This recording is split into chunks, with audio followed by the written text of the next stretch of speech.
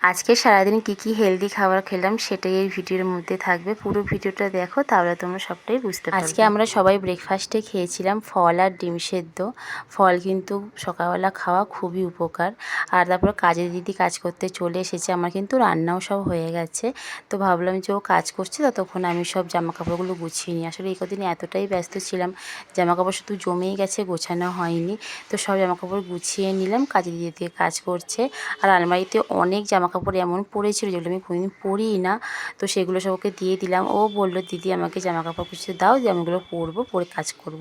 এদিকে আমি চান করতে গেছি, আর আমার বড় ছেলের বদমাইশি, আমরা যে বডি স্প্রে লাগাই সেগুলো ফোনের মধ্যে দিচ্ছে। তো আমি ভীষণ রেগে গেছি, আর তুমি অন্যায় করেছো? তো বলছে হ্যাঁ আমি অন্যায় করেছি।